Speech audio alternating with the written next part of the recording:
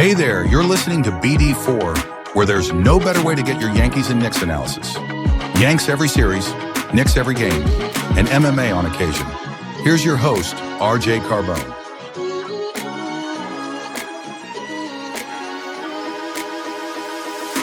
And a high drive in the left center field. Stanley's going to watch another one fly. Are you kidding me? DiVincenzo a three. Bang! Bang! Knicks take a Take this chance to apologize to absolutely nobody. at the wall. See ya! See ya! See ya! Mr. November. Anthony for three. Bang! That one goes down and the game is tied. Rose, you shook up the world again. I did it again. My God did it, man. I really just had Gonna have to. Brunson running away. Oh my! He has been the best player to put on that uniform. Ball game over. Yankees win. The Yankees win.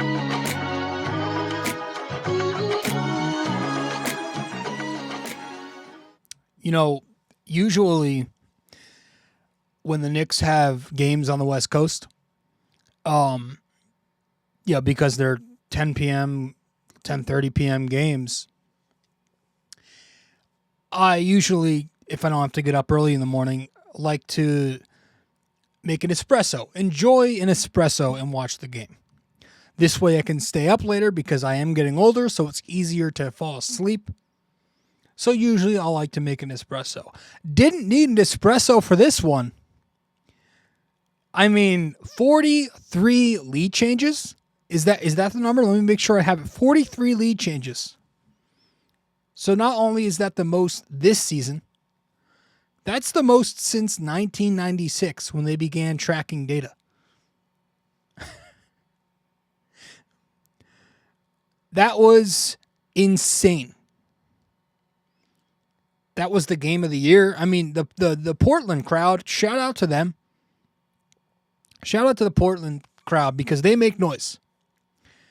They made noise for 3 quarters until Knicks fans started to really take that place over, as we always eventually do.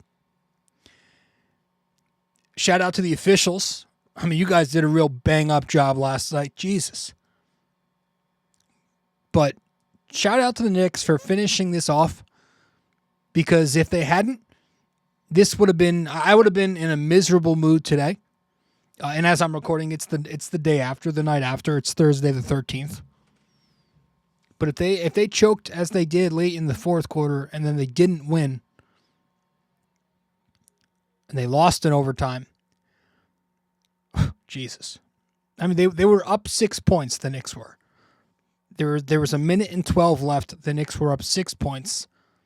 Scoot Henderson, who's had a much better second season, starts getting whatever he wants, and thanks partially to officials. But, man, the Blazers end up tying the damn game. Denny Avdia had some big shots. Overtime comes, and the Knicks come through. Deuce McBride knocking down a big 3. He gets a big block. Mikal Bridges, obviously the topic of conversation in this episode, gets a big block. Towns with a block. OG Anunoby, I think, gets a block. Mitchell Robinson, a big block right before Hart commits a dumb foul, and Hart obviously had the inbound play. He had some rough moments in this one. And then, of course, with the Knicks down in the final seconds of this game, I thought it was over. Mikal Bridges comes through with the buzzer beater from 3-point land in overtime to win the game. Tibbs runs floppy for Deuce, so Deuce is coming off the Town screen from under the basket. They're getting him in some more floppy actions lately. That's cool to see without Brunson. Looks like Mikal was initially going to go to Deuce, ends up hitting Hart. Hart screens for him. Mikal gets the ball back, attacks Klingon for a 3-point make, and the Knicks win 114-113 in Portland last night in an overtime grind, a 5-period grind. The game may have been 53 minutes, but it felt it felt like a whole lot longer than that, I'll say. And what an absolute win that was for your Knicks. And my God, are there things to talk about. And before we get into the game itself, it wouldn't be right to just skip right over this, because earlier in the day, before we got to the Knicks game, we had some interesting news. And I want to talk about that interesting article of news when we return from our first break here on episode 821 of BD4. Appreciate you all tuning in. We'll be back in a sec. BD4 is available on social media for those who want to follow. You can find BD4 on Instagram at BD4Pod. You can find us on X at BD4Pod. And you can find us on Facebook by simply searching BD4.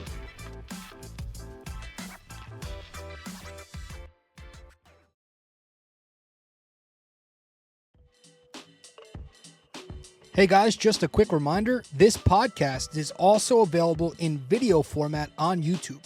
So be sure to go over to the YouTube channel, BD4, subscribe, like the videos, comment, and tell me how much I suck or maybe how much you like the video. We'd very much appreciate it.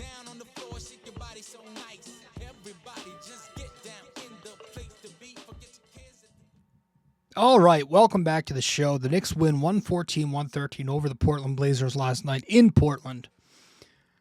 Before we talk about the game itself, it would not make sense to skip over this. Maybe about an hour. No, I think it was actually it was a bit. It was a good 4 or 5 hours before the game. And I'm going to be real simple here with my take on this because I don't want it to take over the entire episode. And I'm a very simple person, so I just want to give my straight up take on it. Mikal Bridges, right? He speaks out to Stephen Bondi of On the Beat, and he tells him, yeah, I think you've all heard it by now. It was a whole quote, but basically, in summary, he said a couple of things, and the one that's catching headline is the minutes workload. He's upset with the minutes workload that Tibbs is distributing. He doesn't agree with the way he's allocating minutes, starters versus the second unit. Says that it's not always necessary to play his starters 48, 47 minutes. It was odd to hear that because the Knicks are very tight-knit. They're very silent, and they usually don't give anything to the media. Player, coach, executive. So to hear that was interesting. And I already know, like, I don't even have to scroll Twitter. I'm sure the casual takeaway from the casual NBA fan and the casual Knicks fan is going to be extremely blown out of proportion. Let's fire Tibbs right now on the spot, etc., etc. We didn't learn a damn thing as far as the minutes stuff goes. We know this. Tibbs runs his starters heavy. And we know that the players don't love the high workload, right? Like they say this all the time. They joke about it all the time on the Roommates pod. Josh Hart gives Tibbs shit, Brunson, in a joking manner because they know that it's a lot. And they would prefer not. But they just man up and they toughen up and they deal with it. What's interesting, Mikal had this conversation with Tibbs, supposedly. He got his answer, and he said that Tibbs was very receptive. But he went a step further, and he felt, well, the conversation in private wasn't enough. Let me go to the media about it. Let me tell Bondi. And you know how that's going to work. So now everybody knows. So I think he just, I think that's just, he wants this, he wants it to change. You don't do that unless you really want it to change. I don't think it's something that's going to put Tibbs on the hot seat. Not yet. But I think it's becoming pretty clear that Mikal Bridges is, I don't want to say unhappy here, but like you've seen the body language at times. I know he's usually cool, calm, and collected in his interviews, but something with him just doesn't seem on. And I think it's something that could eventually get Tibbs fired, or maybe it eventually gets Mikal traded. Like, it's not nothing. This is a something. You know? If Mikal continues to be unhappy in his role, maybe he's traded this summer. If the Knicks completely flop in the postseason and, they don't make any semblance of a run, I think Tibbs could very well be canned in the summertime. So that was that. But what was a lot more attention-grabbing to me, well, first of all, it was the way he said some certain things. What was really eyebrow-raising was, again, he wanted it to be known, and he didn't word it. He knew what he was saying. If you go listen to the quote or you read about the quote, he literally says in his comment, he says Tibbs is a guy who's in his ways. That's an interesting way to put it, because that's something that fans will hammer down on Tibbs, and it's more of an aggressive statement.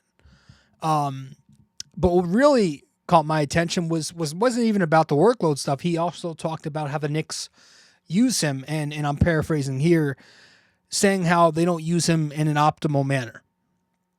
And I think that's probably something to look at.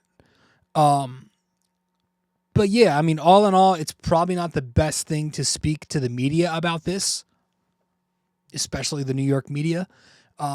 But you got to understand where the frustration comes from if you're Mikal Bridges. I understand where it comes from. I mean, this is a kid who has been struggling this year on both ends, right? The offense has been up and down, and the defense, I mean, listen, he's had to constantly cover for Towns, who's making mistakes left and right in drop coverage. Mikal's got to be the one who prevents that at the point of attack. And it's like, well, I'm busting my ass up here, and Towns is getting killed in drop. Meanwhile, he's getting all this praise, and he's an all-star, and he's one of the faces of the team, and I'm getting hate because I was traded for 5-6 first-round picks, whatever it was, and I'm like, I got the expectations. Why am I the only one to get benched this year for poor play? Et cetera, et cetera. So, I get it. But it is odd. It's very uncharacteristic. Again, I go back to that. Like, the entire culture under Tibbs has been about guys who love the grittiness, the toughness, this dog mentality. I'll play 48 if you need me to. Nobody ever speaks about this. So, you just go back to last year in the playoffs, right? All we heard was the toughness narrative, right? OG playing on one leg against the Pacers, against the when they were talking about the Cavs series, and I forget who it was, sat out that one game when he said, I could have played if it was closer. Like, even Knicks beat writers were kind of pushing that narrative, like, hey, look, the Knicks players are the opposite of this. They kind of made Cavs soft, Knicks tough. It was just, this whole thing has always been about toughness.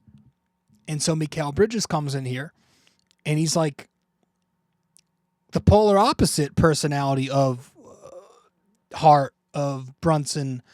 I don't know that he has the toughness for it, to be honest. I'm going to be blunt. We all thought Towns was the soft guy. He was a little odd and goofy. I don't know, man. I don't know that Mikal's got it out for New York City. I know he played in Brooklyn, but that doesn't count because that's basically a small market. Yeah, that's, again, I don't want to get too deep into this, and I already have. But Tibbs runs his first unit a lot of minutes. We knew this. And I agree that it's a problem. We've spoken plenty of times in the last couple of weeks on how we would love Deuce to get more minutes with the first unit, Hart to get a little less minutes overall and more minutes with the second unit, right? That's been a whole thing. Oh, and Tibbs also said that the conversation never happened. So there's that. I call bullshit on that.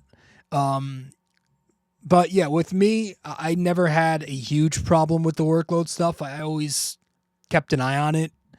But I also think if you're making that the only Tibbs problem, then you're a bit soft, because there's a lot more about Tom Thibodeau that's concerning me than the minutes workload.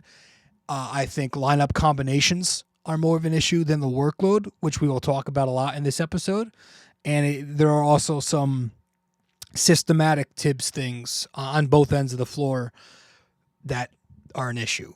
Not that the workload stuff isn't a problem. I just don't have that as high on my list as some of you might. But let's get to the game, because speaking of the devil, speaking of Mikal Bridges, man, did he have himself a night. Did he have himself a day, capped off with an excellent night. And so Mikal Bridges is going to get the Bing Bong game ball in this episode. Yeah, you couldn't have wrote it better. 33 points, 13 for 21 shooting, 2 for 4 from 3. He won 5 out of 6 at the foul line. That was across 41 minutes where he was a +2. That's now his 9th game ball of the year. He was excellent. He was giving buckets to Klingon and Reith all night. He was attacking Klingon and the Blazers in drop coverage. Late in the second quarter, DHO with Mitch. It flows into a mid-range jumper over Klingon. Early in the fourth quarter, side pick and roll with Mitch. Flows into a mid-range jumper over Klingon. And then you get to crunch time. Late in the fourth quarter, overtime, spamming those Josh Hart pick and rolls to get him to come up into the action to screen. I counted 4 Mikal Hart pick and rolls in a row to get to his mid-range over Klingon. 4 in a row. There were 3 at the end of the fourth quarter, and he went to 1 at the beginning of overtime. And then, for the game winner, he used Josh Hart's off-screen out of the inbound to attack Klingon in high coverage. And so that, to me, was key about it all. It was the way the Knicks used Mikal Bridges last night, and it's how he needs to be used a lot more. And I apologize if you can hear the dog barking in the background. That's nothing I can do. It was the way they used him. And this needs to be the formula with Mikal. Pick and rolls versus drop coverage and actions that get him downhill towards the ball. That's all going to help him get to his spot, that mid-range area, with momentum. So if it's coming off wide pins, curls, that's all good offense for him. We need to see more of that. Pick and rolls, right? One of those fourth quarter pick and rolls that he ran was a Horns elbow set. Deuce dumps it down to Mikal on the elbow. Hart comes to screen at the free throw line extended. They flow that into pick and roll. They've been running that a lot more for Bridges lately, and that's good. That's what you want to see.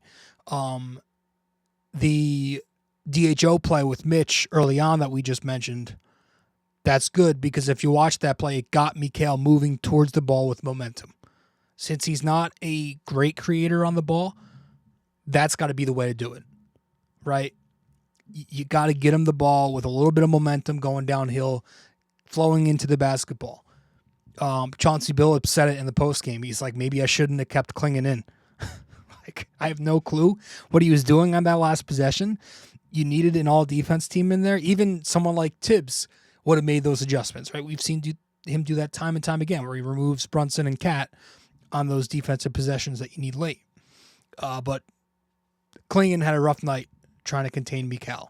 Whether it was in drop coverage, giving him too much space, or whether it was him coming up to the level where he's just not mobile enough.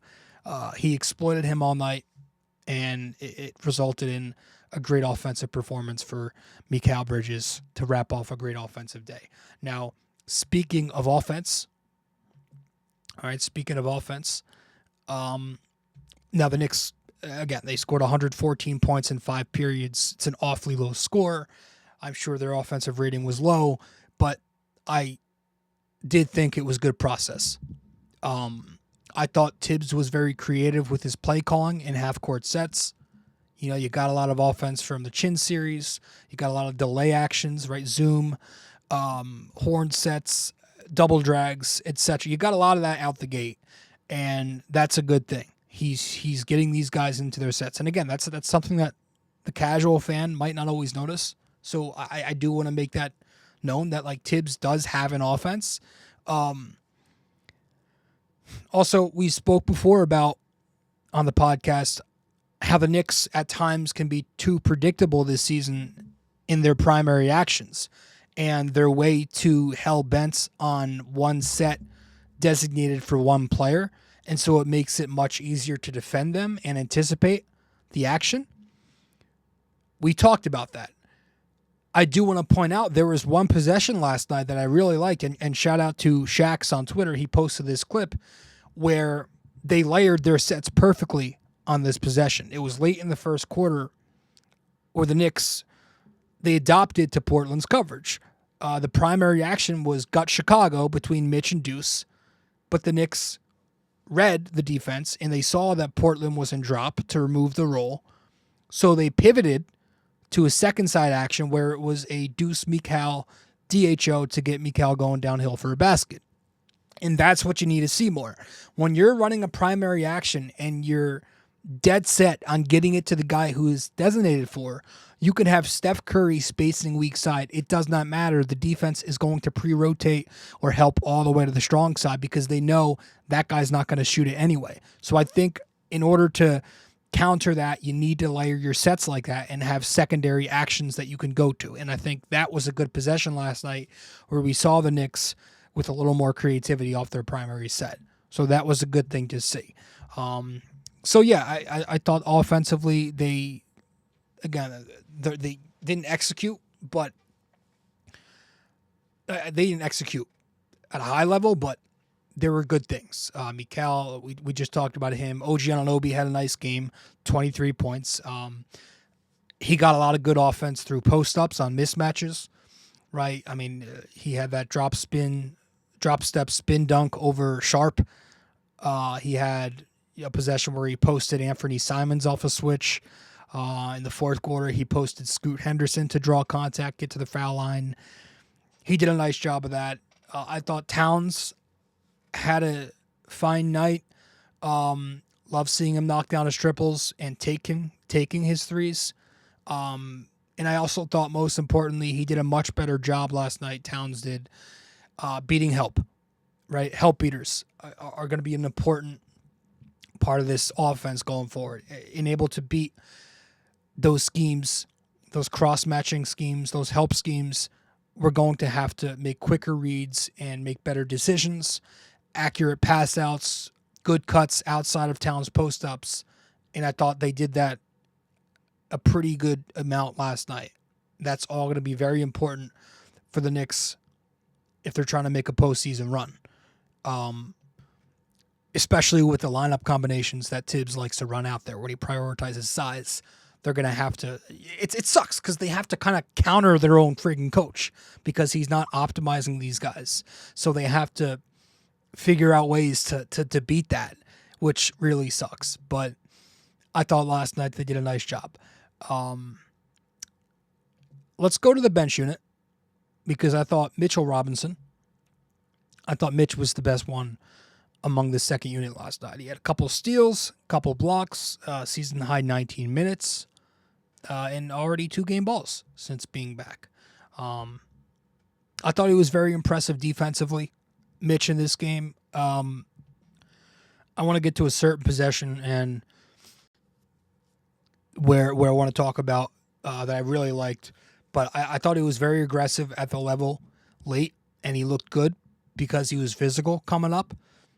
And when you look at someone like Mitch and his physicality and his ability to maintain contact and stay attached to his assignment and the quickness and the sharpness that he comes up to the level with, and then you compare that with Towns, you want to talk about a night and day difference. I mean, that when Towns is in aggressive coverage, how many times have we seen him hedge, but he doesn't hedge hard enough, and he's in a poor stance, and so he gets beat on the edge. Guard turns the corner, has the open lane. But there was a really important possession of this game that I thought contrasted that well, showing how Mitchell Robinson physically comes up to the level. Late in the third quarter, and shout out to Knicks Film School who posted this on Twitter. I'm going to steal it from them. Had a possession where there was a sharp Reith pick and roll. Mitch is very physical coming up to blow up the ball screen, and he does exactly that. And because he's staying attached as he comes up, he completely eliminates the ball screen, takes away Sharp's three-point pull-up opportunity, and now Mitch is in a good position to contain the ball if it's a drive, and Deuce is still attached to Sharp because there was no screen. Reith eventually pops out to the wing because they took away the roll, and he's not really a great roller. And Mitch makes a pretty short close to him, contests the shot, and Reith misses the shot. So I just thought that was a good contrast to just a month ago without Mitch, or a couple of weeks ago. You don't have that because Mitch is not able to be on the floor. So even if it's just a few possessions a game where Mitch is out there at the 5, that's big for us. Those are a couple of possessions that could save an entire game. This was a 1-point difference. So it's things like that where you really see Mitch making a difference in a playoff series. And as he works his minutes workload up to 20, 25 minutes, I'm expecting that's going to be huge. So Mitchell Robinson gets his second game ball last night. I do want to talk a little bit more about this game, and we will when we return from break. Stay with us. Be right back. Don't have time to sit down and watch a video? You can listen to BD4 on Apple Podcasts and Spotify. Don't forget to give us a 5-star rating and review on Apple Podcasts. And you can also watch the video format on Spotify too.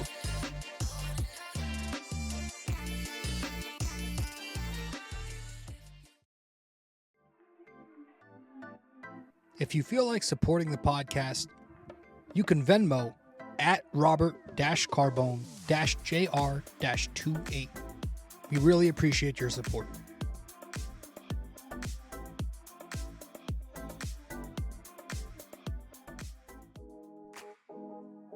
Do you enjoy Yankees baseball but are tired of hearing me yap? I have a suggestion for you. Go check out Yankee Crazy Podcast. Greg Gill is a Yankees podcaster on Apple Podcasts and Spotify, and he's now selling merch. Go to yankeecrazy.myshopify.com.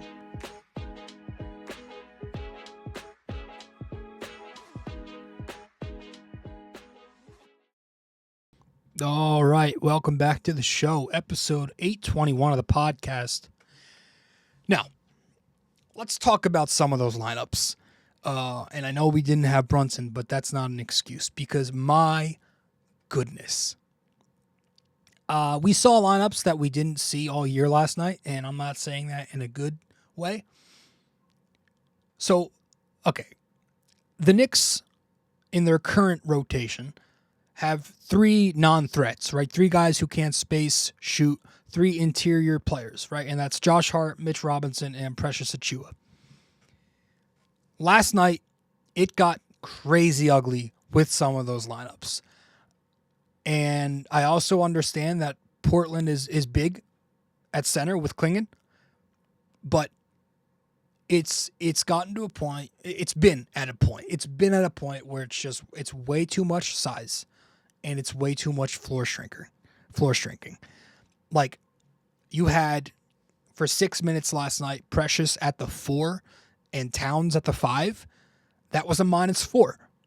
And that was a -4 because it's a lineup that continues to not optimize Towns' spacing because Tibbs doesn't use Precious as a 5. In the top of the second quarter, there was a perfect example of that. Towns is on the block. He's posting a small because when he's playing with a non-spacer, he's never going to have the big on him. So he's posting a small. Precious is up top, not in the paint. So Klingon who is supposed to be on Precious, pre-rotates off of him. He doubles the post, and now Towns has 2 men on him, and he forces another turnover trying to pass out of it. If Precious is on the opposite dunk spot, or if he's just in the paint near the rim, he's an immediate threat to score because one of two things will happen. Either Klingon can't commit to the help on Cat, and so Cat will have an easy post on a mismatch in one-on-one coverage, or Klingon still rotates to Cat, but Precious now has an open lane for a basket that Towns can hit him with. And so it's those lineups with Precious at the 4 and Towns at 5 in drop coverage that hurts, right? Because you're going to get bad offense because of possessions like that. And you're still going to get bad defense because Cat's at the 5. So he's got to play drop. Not to mention the idea of that lineup is to capitalize on size, and it's to help Precious rebound where he's playing down a spot. That still hasn't been working. And so that lineup's got to go. I don't know why Precious is still a thing. I know Brunson's out, but like the difference between that double big lineup and the double big lineup with Towns and Mitch is, yes, your offense still isn't ideal with them two together, but the defense is at least much better since Cat's not at the 5 in drop. You have Mitch at the 5, and you've got Towns at the 4 defensively. And last night with Mitch and Cat, they played 4 minutes together. They were a +1. On the year so far, they're a +6 across 7 minutes. So the early returns have been solid. Those lineups with Precious, and also last night, you got a lot of lineups with, of course, 2 non-threats at once, right? You had Mitch and Hart play 12 minutes together. They were a -12. You had Mitch and Precious play 3 minutes together as a +0. Hart and Precious, 5 minutes, they were a +0. And then you had for 3 minutes, all 3 of them on the floor, and the Knicks were a +0. And by the way, a +0 is the best case scenario that you're going to get with 2 floor shrinkers. And the longer they play together, the worse it's going to be. Because on the season, Hart plus Mitch, the Knicks are a -19 across 56 minutes.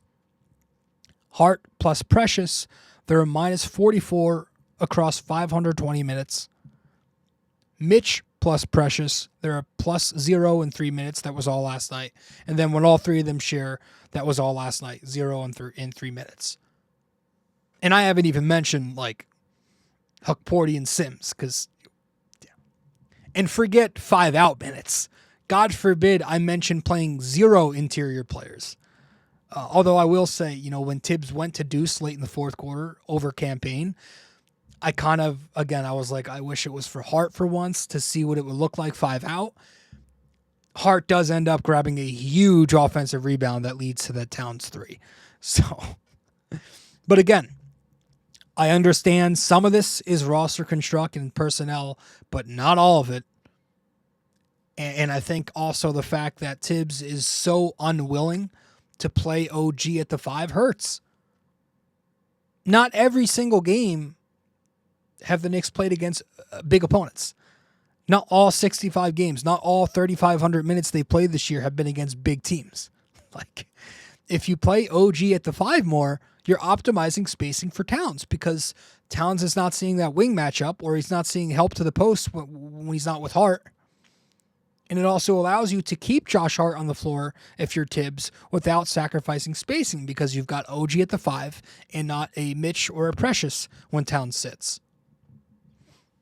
And so I say this all not because for when the Knicks play teams like Portland or Sacramento or Miami, etc., but for when they're matching up with Boston if they get to the second round, and then you got Al Horford on Josh Hart again, and you have Tatum or Brown or whoever on Towns.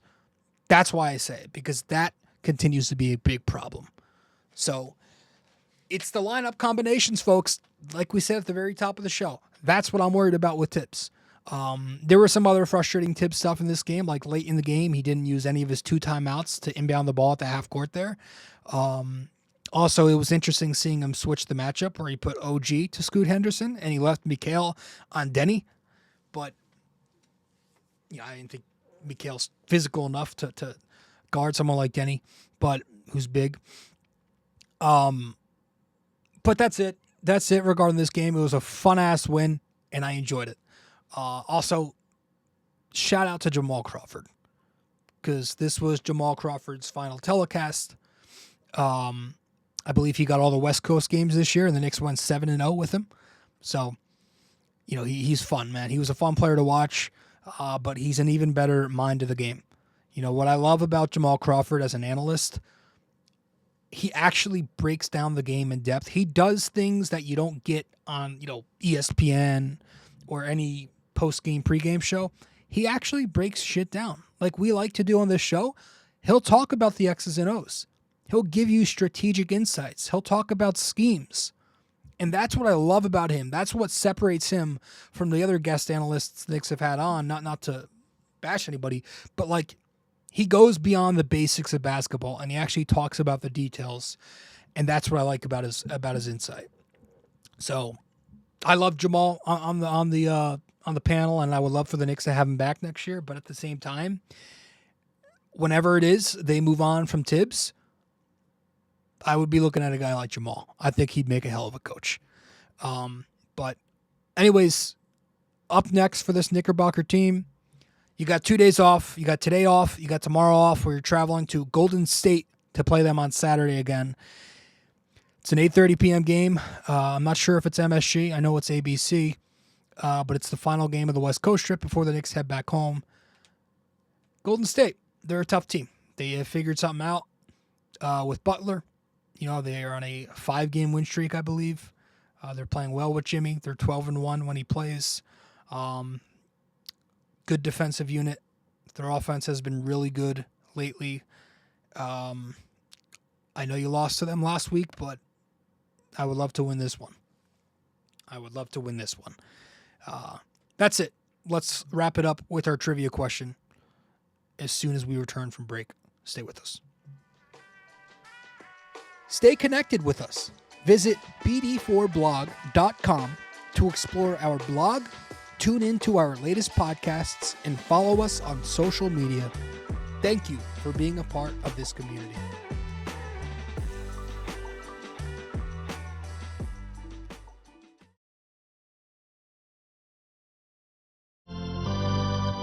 All right, welcome back to the show. Welcome back. Episode 821. I appreciate you all tuning in. Let's wrap this up with our trivia question. And in this episode, our question: name 5 Knicks who also played for the Trailblazers. All right. Name 5 Knicks who also played for the Trailblazers. Simple. Name 5 Knicks who also played for the Trailblazers. All right. That's all we got. I appreciate you all very much for tuning in as always. The Knicks beat the Blazers in overtime last night. What a friggin' game. And that's it for episode 821. As we said, it's Golden State next on Saturday. And that's the final game of the West Coast trip. So, see you all then. Later. Appreciate it. Well, if you made it this far, that means you listened to or watched the entire episode. Thank you. Just remember to follow, subscribe, download, rate and review, and all that fun stuff to help out the podcast. And I will see you in the next episode of BD4.